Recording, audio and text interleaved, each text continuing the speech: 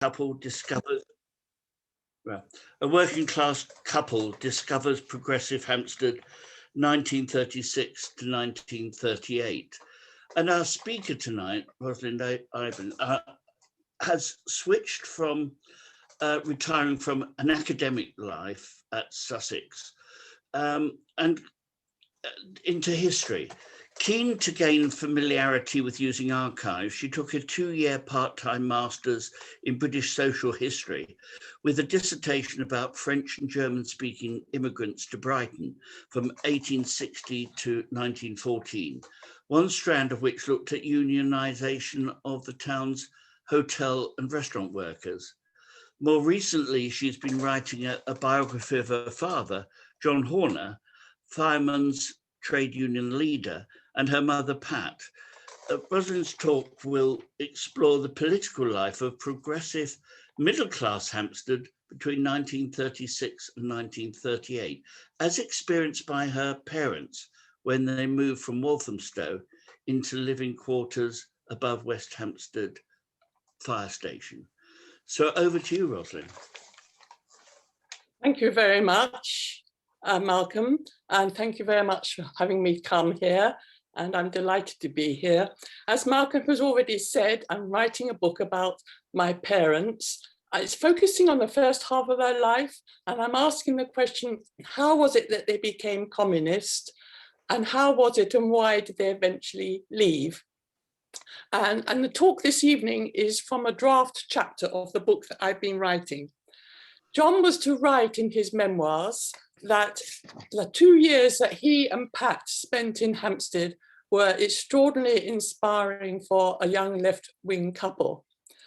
And the purpose of the talk is to discuss with you why was Hampstead so inspiring for a young couple coming from working class Walthamstow. I look at both Pat and John's experience in Hampstead, primarily Pat more than John, because John was a fireman, as I'm just about to talk more about. He was a fireman and they had very long duty shifts at that time.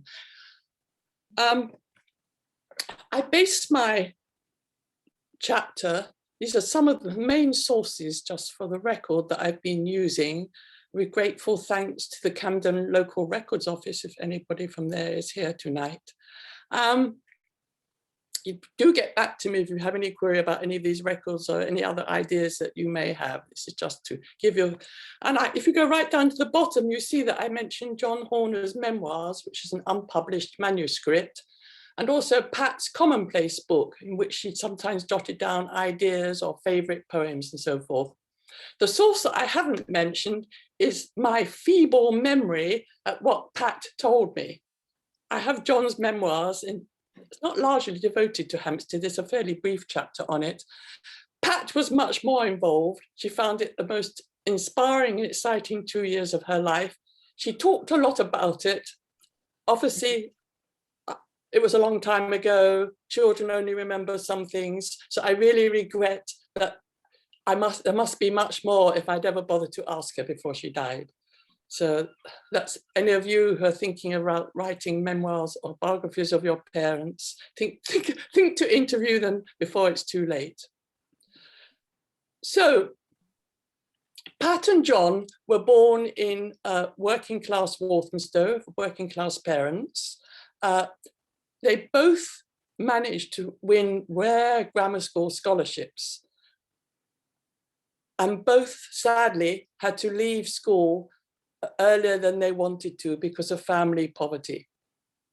So Pat became a shorthand typist in the city. John joined the Merchant Navy as an apprentice, but when his apprenticeship came to an end and he qualified as a second mate, it was the height of the Great Depression and he couldn't find any ships to work on. And so after a period of unemployment, he joined the London Fire Brigade. This is not John in this illustration, I hasten to add, but I wanted to find a picture of what the London Fire Brigade was like at the time. They met in about 1933, not sure of the exact date, at a Quaker adult education school in Walthamstow called Friends Hall. where they were particularly impressed and influenced by an English literature tutor, and who also spoke on many other subjects on what's called the Sunday Afternoon Fellowship, who was called Fred Parsons. And to some extent, Fred became a kind of substitute father figure for Pat and John. He had 3 children himself, all of whom eventually became communist, as did Pat and John, much to his regret. We're going to meet the Parsons children again later as we move to Hampstead. In 1936, Pat and John, here they are walking in the Lake District, at least Pat's in the Lake District, I'm not sure where John is. When they were on holiday in the summer of 1936, they agreed to get married as soon as John could find living quarters above a fire station in a part of London which they liked. And that, of course, was Hampstead.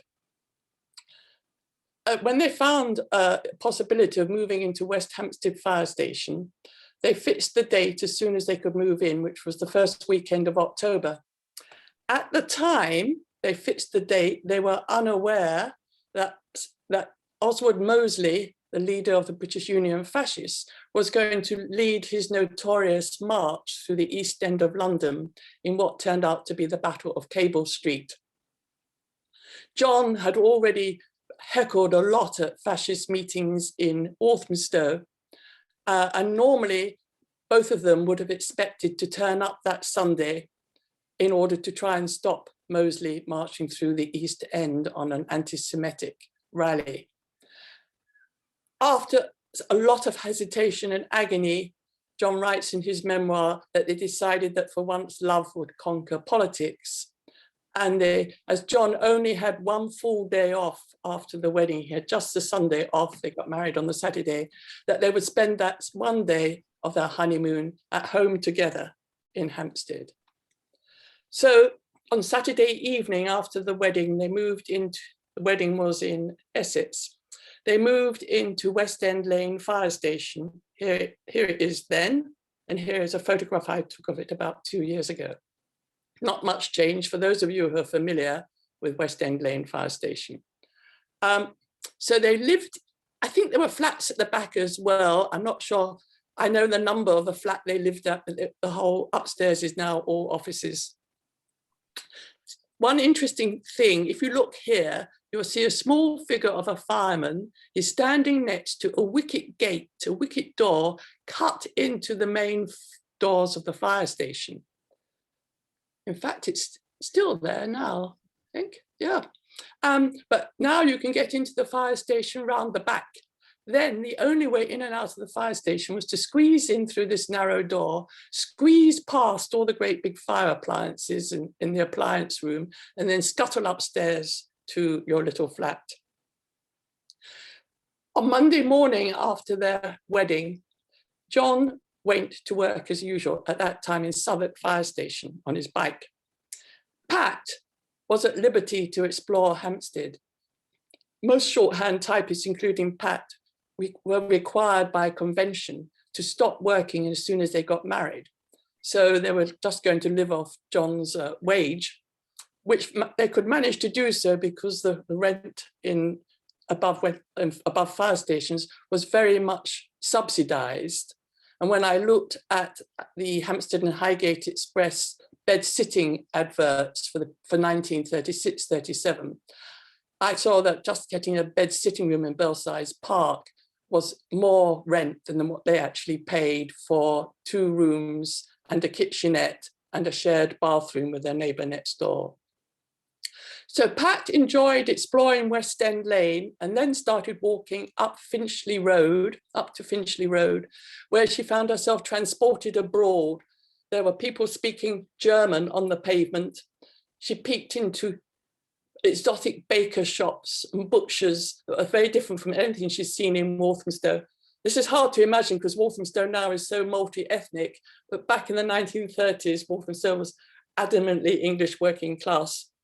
And as Pat had never been abroad, it was extraordinarily exciting to get this flavour of Central Europe. just 10 minutes walk away from her home. At that time, she then walked up to Hampstead Heath, which was a favourite place to walk for her and John when he was not on duty. This is a painting by a Jewish refugee from Vienna of Hampstead Heath.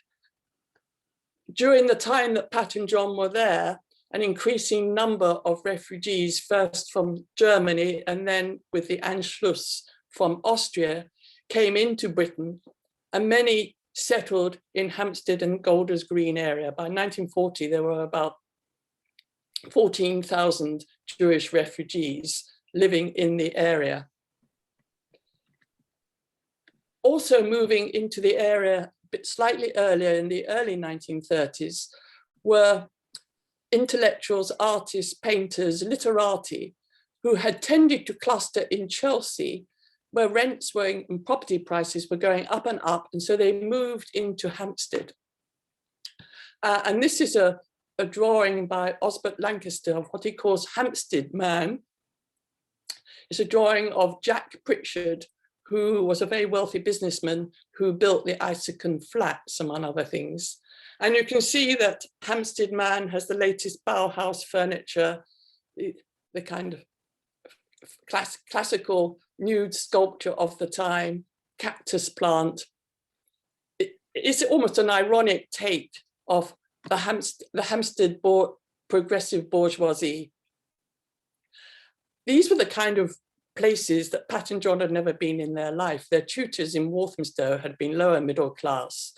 This was their first encounter with the prosperous upper middle class. And they would have gone into these rooms because so many people were hosting meetings of one kind or another. And clearly people with bigger houses, bigger rooms, felt obliged to let people come to meetings in their rooms. So they got a quite different flavor of different styles of life than they'd had before. They also, in such encounters, would have met some extraordinary women in Hampstead. And I'm probably stressing the women that they would have met because I'm trying to look at this largely through Pat's eyes, because she spent so much more time in Hampstead than did John, who was at work. So just to run through, this is Barbara Hepworth. Over here is a friend of Barbara Hepworth, Margaret Gardner, who was, let me get this right, because I can never remember the exact name of what she...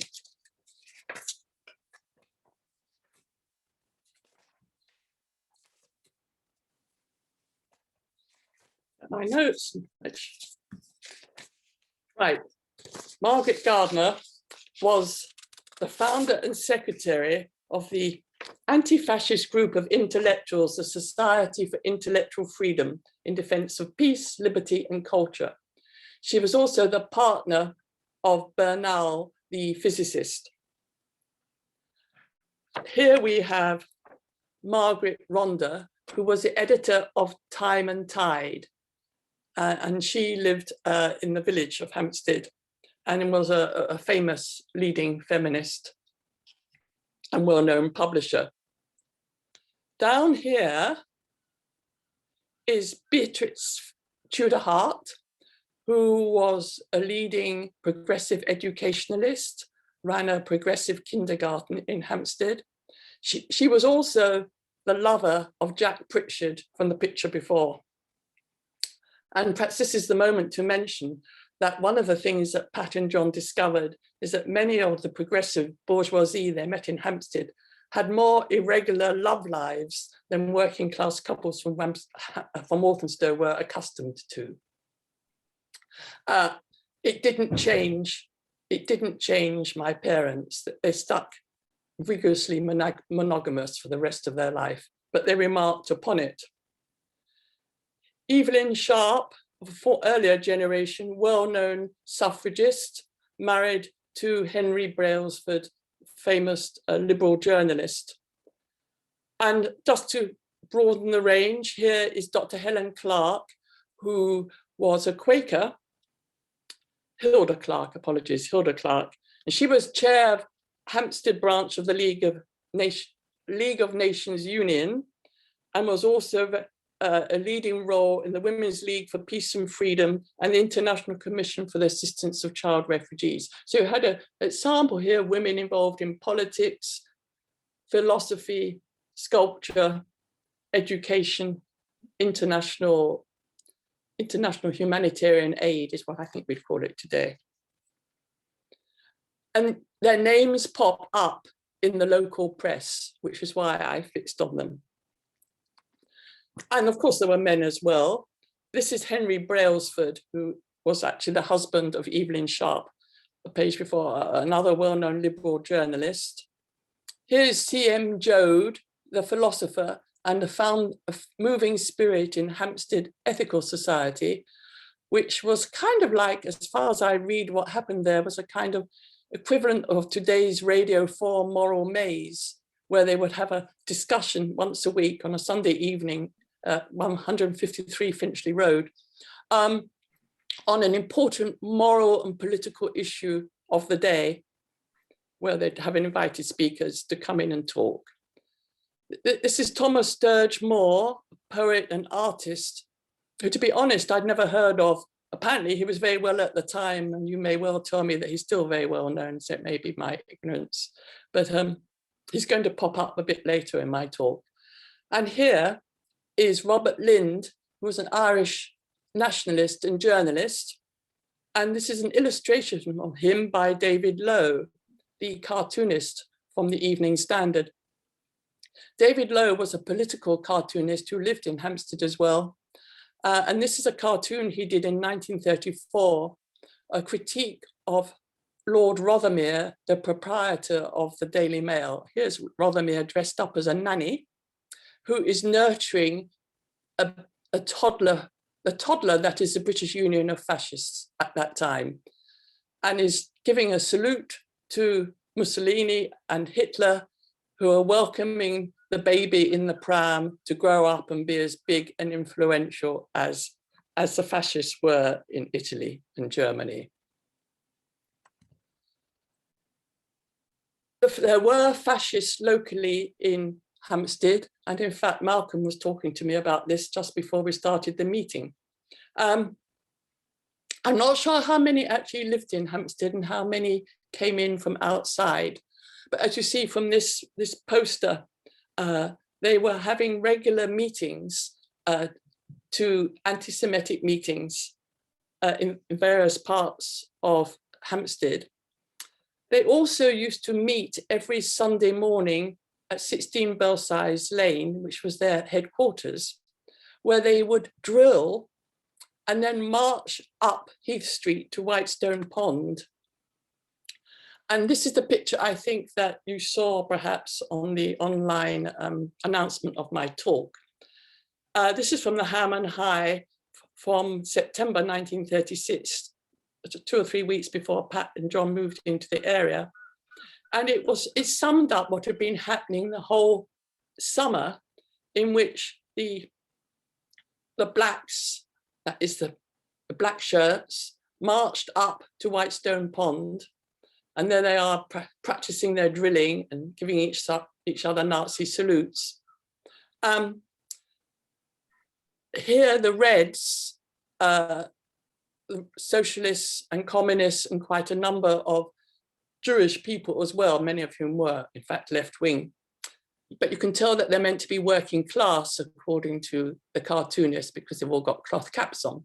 So the Reds are rallying to go and heckle and try and break up the meeting, the fascist meetings. And the Blues are the police, who are kind of quietly standing far away from all the action, and were frequently criticized for their inaction and for letting the fascist speakers use hate language without intervening. By the time Pat and John arrived in Hampstead, the Battle of Cable Street, of course, was a kind of climax of British fascism, and things began to decline a bit afterwards. And at the same time, that strong anti-fascist feeling among many progressives in Hampstead turned its focus on the Spanish Civil War. So with the help of my partner, I've made a little map to talk about the communist presence in Hampstead here, because by the time Pat and John arrived in Hampstead here, West End Lane Fire Station, they were probably already members of the Communist Party, or if not, very closely associated with the party. I've labelled South Hill Park because there was quite a conglomeration of communists I've discovered living in South Hill Park in bedsitters.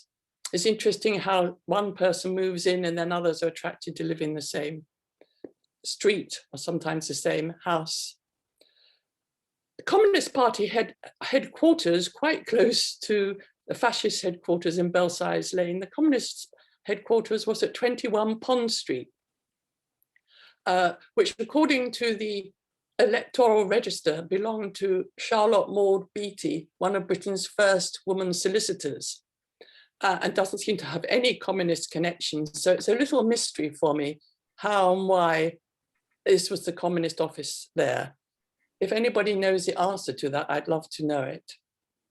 Up here at 76 Heath Street was a progressive bookshop that appears to have belonged to communist owners and definitely sold a lot of communist material.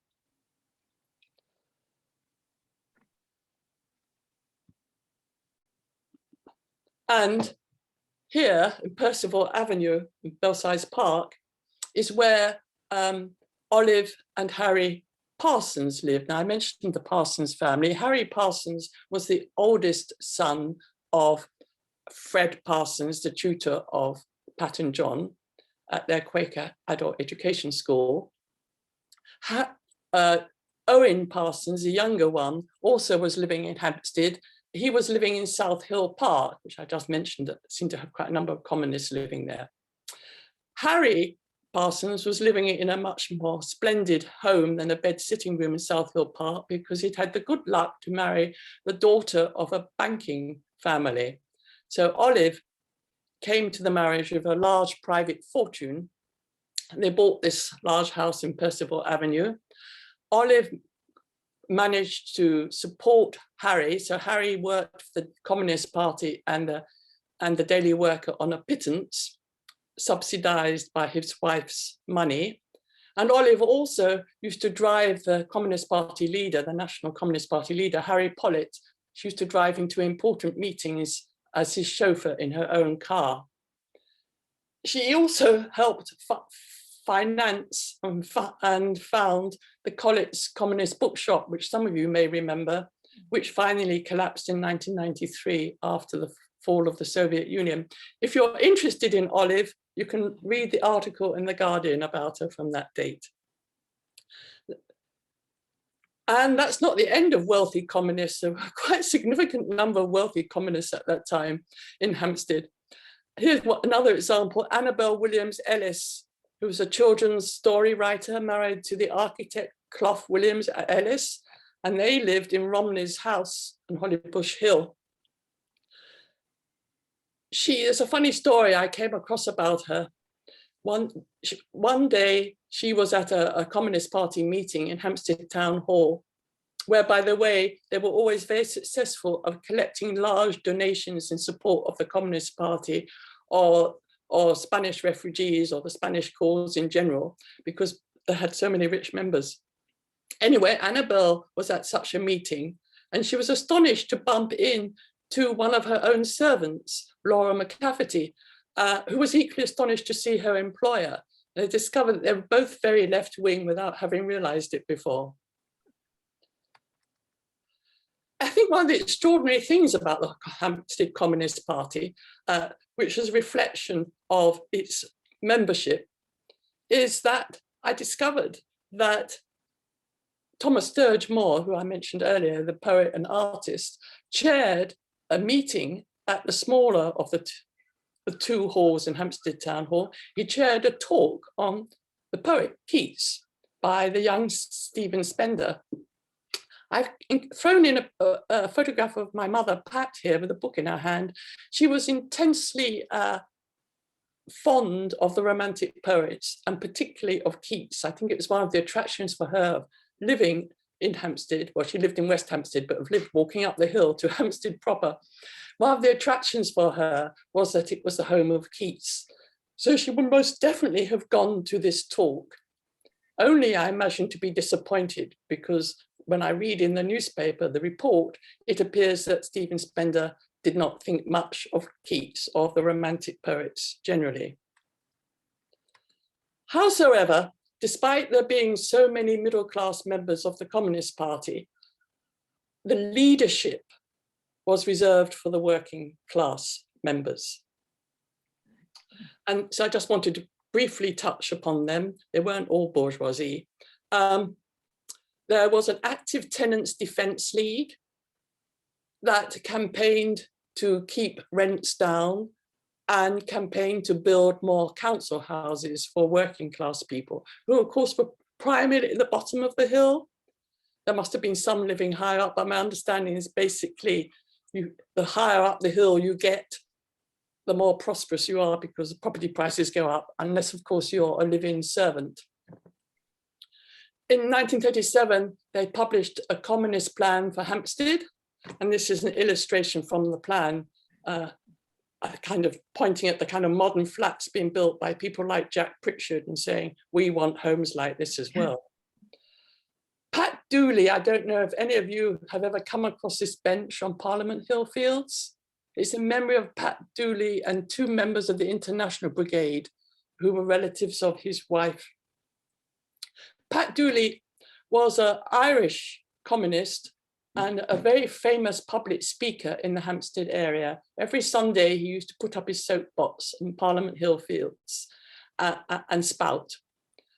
And he had, I read in his obituary, he used to teach younger comrades how to, the art of public speaking. And he must, although I don't know, because my father never mentions any of these names in his memoir, he was very discreet about his communist associations. But I imagine that John must have learned some of his public speaking skills, which were very remarkable. He must have learned them from Pat Dooley. And Pat Dooley used to say to his pupils, first of all, put the crowd in a good humor, then smite them, and don't forget the collection. And I had, as a child, I witnessed my father doing exactly that. So that was influence. A third really interesting working class leader of this trio of working class leaders at Hampstead Party was David Michelson, who was a metal worker. I think he was basically a panel beater, I think, that wasn't what they were called then. And he was the actual secretary of Hampstead Communist Party. I don't think he was such a great orator as the other two. But he was very interesting because he used to write popular science articles for the Reynolds News. And I think he used that skill of kind of using simple analogies in order to help working class readership understand some of the principles of science. And I found in the Daily Worker that he was giving lessons in dialectical materialism for the local comrades in Hampstead. And I know that my mother went to lectures on dialectical materialism in Hampstead, but I can't remember who gave them. It must have been Michelson. And the influence of Michelson on how my mother taught me dialectical materialism when I was a child was this example of scrambled eggs, the idea of thesis, antithesis, and synthesis. So the thesis is the starting point in which you had separate eggs, milk, and butter. And then you stir them all up together in a saucepan and put it over heat, and you get antithesis. Everything bubbles around and everything's chaos in all these different ingredients all being stirred up together. And then there's a sudden dramatic change that those of you who scramble eggs will recognize. There's a dramatic change when this mess of eggs, milk, and butter turns into something beautiful and new, which is the synthesis. You've had a qualitative change take place following the revolution of everything being scrambled up together. So this was the kind of analogies that David Michelson would be using in his dialectical materialism classes. Right. Most left-wingers in Hampstead were not communist. They were members of the Labour Party, some of them members of the Independent Labour Party. Until November 1937, there were no Labour members on Hampstead Borough Council. In November 1937, they won 6 seats, supported by the Communist Party. The Communists didn't try and put up their own candidates. It was the era of what was called the Popular Front. The idea was, at least from the Communist perspective, is that Communists and Labour Party members and even more progressive liberals would all work together to resist fascism and try and stop the war that they thought was inevitably coming, and to try and persuade the British government to ally itself with the Soviet Union in that collective defense against the Nazi and fascist powers. So I'd actually discovered that quite a number of Labour Party members were in fact secret communists, including the chair of the Labour Party one year, and 2 of the councillors that got elected. Anyway, so John went busy chalking and whitewashing slogans on the walls to vote Labour during the municipal elections, and he got caught. It was very foolish of him, because Hillfield Road, at the end of Hillfield Road, is West Hampstead Police Station. So it was the stupidest place to start whitewashing and chalking slogans on the wall, because it was probably an off-duty policeman coming home from work. He wasn't wearing a uniform, and he asked them what they were doing. And my father said, "What has it got to do with you?" For which he got taken to the magistrate's court and fined 10 shillings with 5 shillings costs. All this sounds a very positive, mutually, happy atmosphere of a broad progressive Hampstead of working class and bourgeoisie working together against fascism. There was a general admiration for the Soviet Union at the time. This is the Daily Worker from on the occasion of the 20th anniversary of the Bolshevik Revolution. USSR has ended exploitation of man by man. Unemployment is abolished. Then it goes into the state of health and education 20 years ago, the state it is now, the status of women, equal wages to men, and so on and so forth. For many, the Soviet Union, many on the left, the Soviet Union was seen as the future, a utopia that's already here on Earth, one that we could model and try and introduce in other parts of the world. But meanwhile, the Soviet Union had to be defended. It was the future, and it had to be defended. And even people who were initially skeptical they felt the need to change their minds, because the Soviet Union as an idea was so precious to them that any news that came out of it, which was unpalatable, made it sound not quite the perfect place that they liked to dream of, was very difficult.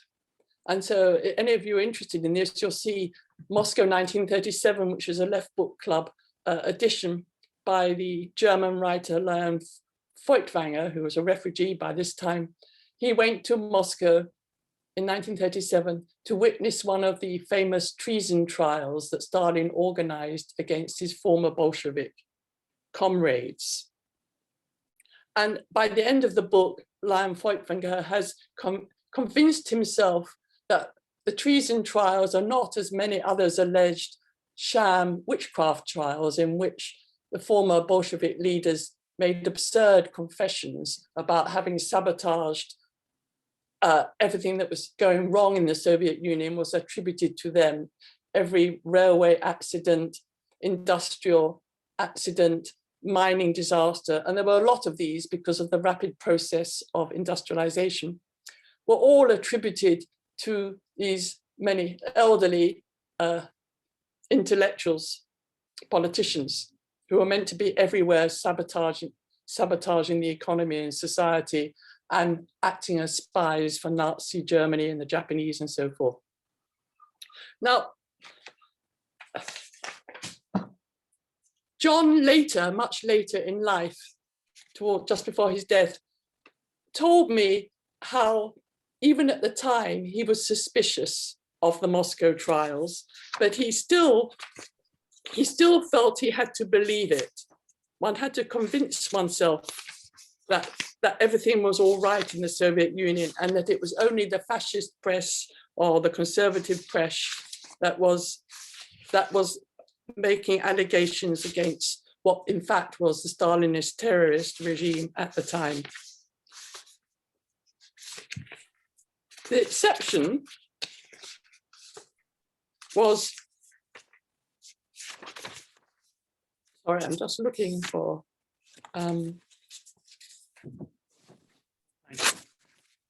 the exception was C.L.R. James. C.L.R. James, very well known, of course, Trinidadian intellectual, historian, and at the time very active. He was living in Britain, but very actively supporting fledgling trade union movements in the West Indies, which the British colonial authorities were trying to suppress. He was a Marxist. He was Afro-Caribbean. He was a very fine speaker. You would have thought that John would have had enormous admiration for him, and normally he would have done, except that C.L.R. James was a Trotskyist, and Trotsky was completely outlawed. Trotsky was living in exile in Mexico, and members of the British Communist Party were instructed that all Trotskyists were equivalent to fascists. In fact, they were accused of being fascists just as a slur. So C.L.R. James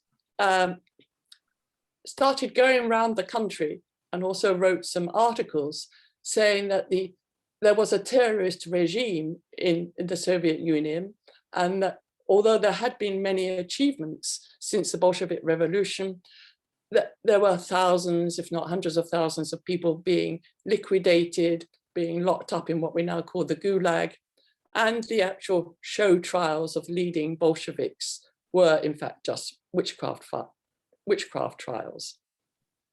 So this was a good topic for Hampstead Ethical Society, and this is from their first quarter of 1938, and you see they had about people 20, average of 25, so people turned up to discuss India, China, the psychology of men and women, war, pacifism and revolution, what freedom really is, what is socialism.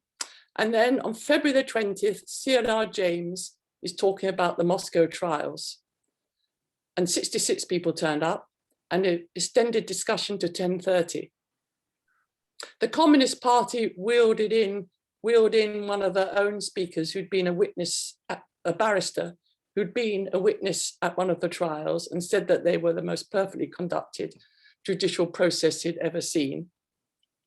I do imagine that the Hampstead communists were more or less instructed to come to the meeting in order to denounce James and criticize him for being a Trotskyist who was just telling a bundle of lies. This probably kind of continued to work in my father's mind, and finally, as I said, just before he died in 1996, he confessed to me about he'd always known that the Moscow trials were a sham, but then shut it off in his mind.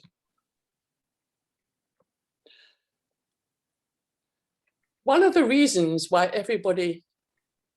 much of the left was prepared to overlook the Stalin's crimes was because they were so concerned about the spread of fascism in Europe, which was centered at the time on the war in Spain, which broke out in July 1936, when General Franco mutinied against the democratically elected Spanish Republic's government and was instantly supported with arms, men, and airplanes by Mussolini and Hitler, whereas the British and French governments opted for a policy of non-intervention, refusing the right to the Spanish Republic government to buy arms from them.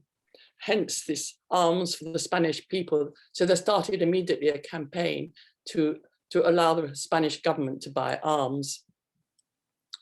And also people started joining the International Brigade.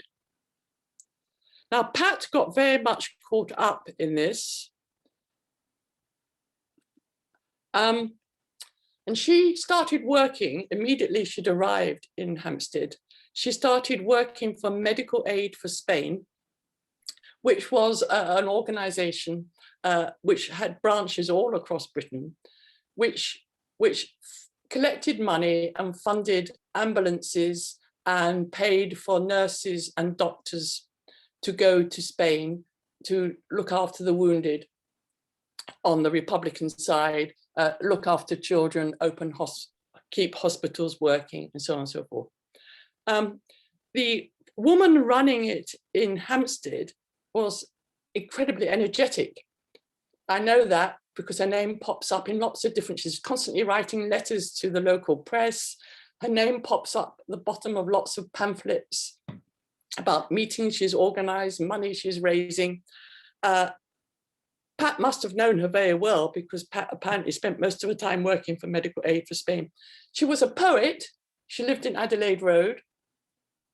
And I found one poem by her in the Virago book of women war poets.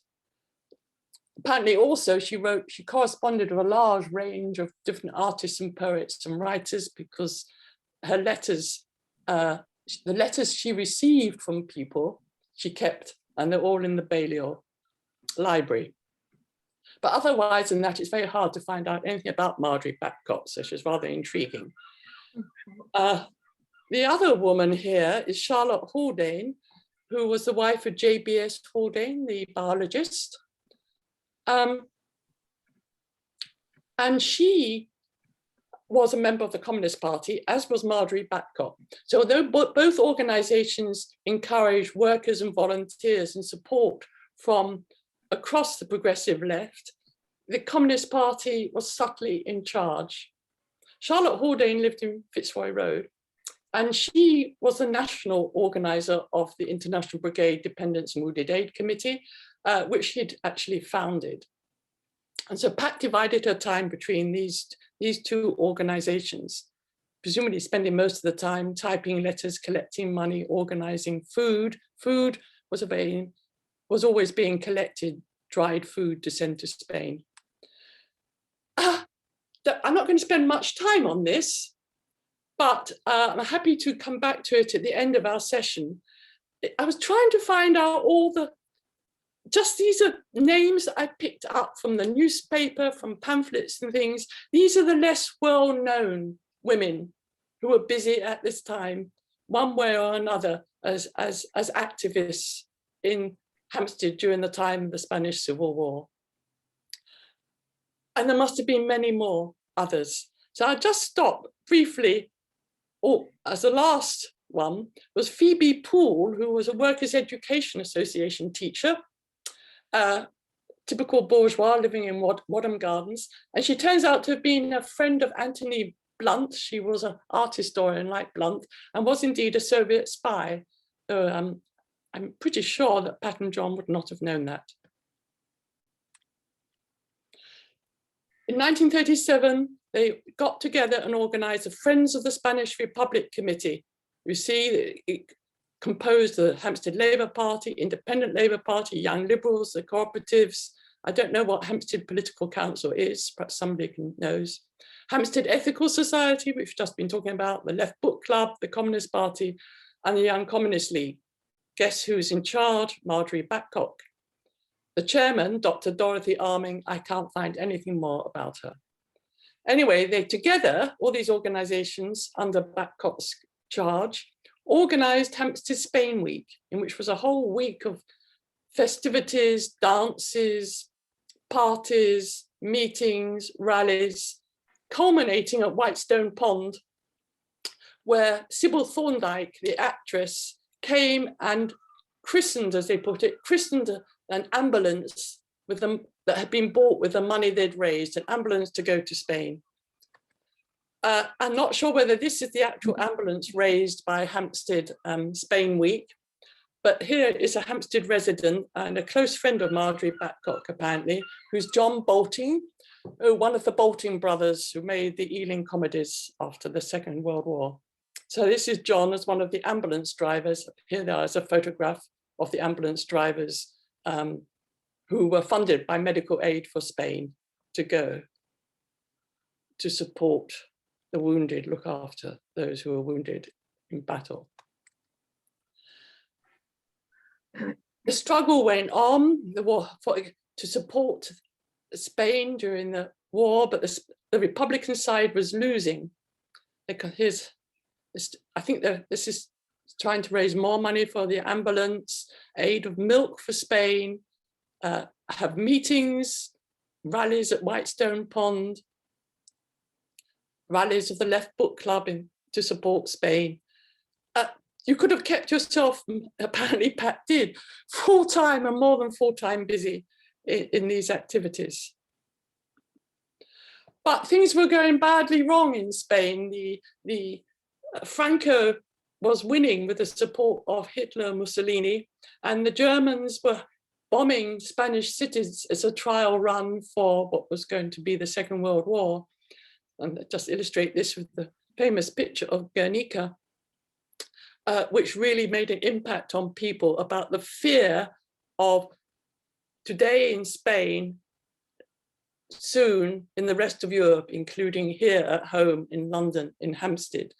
There was a great fear of there was going to be massive aerial bombing once the Second World War started, which now seemed inevitable. And this fear was also imparted to them by what they could see in cinema newsreels. Mm.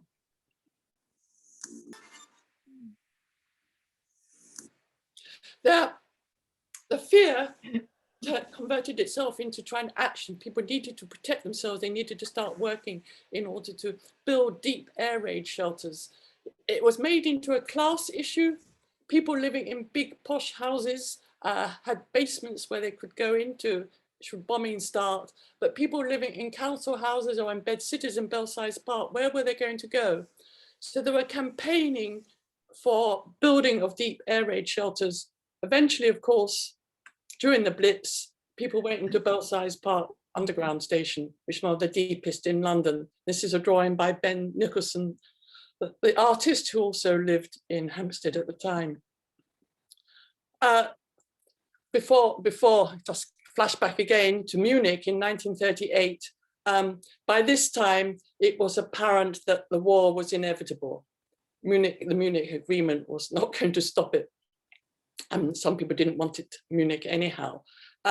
So the government in Britain began to enlist a volunteer fireman called auxiliary firemen to enlarge the existing fire brigade composed of regular firemen like John. And as a consequence of which, living accommodation for regular firemen above the fire stations was got rid of because the fire stations needed all that space to accommodate all the new firefighters flooding into the fire stations. So John and Pat had to move out. They were already thinking of moving out because they were expecting a baby. And the flat was really a very small flat, and they thought they needed somewhere more roomy to live. So they went back to Walthamstow, where the baby was born. My older sister was born on Christmas Day, 1938. Pat was quite ill after the birth, and it took her some time to recover. This photograph is taken from about November 1939, I think. Pat has been evacuated to the countryside. John, 3 months before the war started, was elected as General Secretary of the Fire Brigades Union, which had just 3,000 members. Within months of the war starting, most of the auxiliary firemen had been recruited to this tiny trade union, which expanded at enormous speed to about 70 or 80,000 members. John was still only 27 years old when it happened. his 2 years in Hampstead had given him the skills and knowledge in order to be able to work successfully with these auxiliary firefighters, many of whom are very different from the standard regular firemen, who were largely ex-Navy men like himself. Stephen Spender, who talked on Keats in Hampstead, Stephen Spender, for example, was one of the many poets who joined the auxiliary fire service, as did musicians and artists. In fact, they put on, Malcolm mentioned earlier, your next speaker, or the speaker after next, is going to talk about art, painting London in the war. The Fire Brigades Union put on a special exhibition of paintings by London firemen in the war and produced a book of it. So John was able to get the most out of this wide and disparate auxiliary fire service and bring them in and get them to work with the old regular firefighters, which had been quite a challenge. So his Hampstead experience had really helped lead to becoming a successful General Secretary in a very rapid and dynamic experience during the Second World War.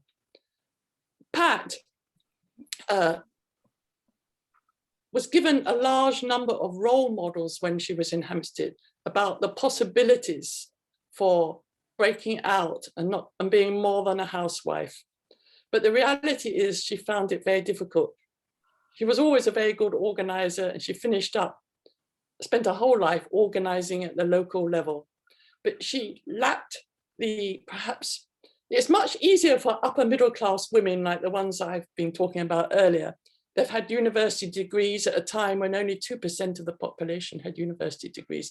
They had the kind of middle class confidence and know-how, which makes, however much you might admire them and see them as role models, for most ordinary housewives, they couldn't manage to get there while running a household and bringing up children.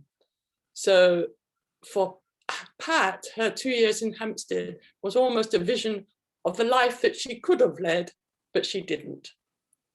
So that's it now. That's the end of my talk. If you have any comments or suggestions about some of what I've said, names of people that you know of, additional information, everything would be most welcome, because this has really been constructed, this account, from a whole range of diverse sources, anchored in my parents, but it could be much more out there if I just knew about it. Thank you. Thank you very much, Rosalind. That was fascinating.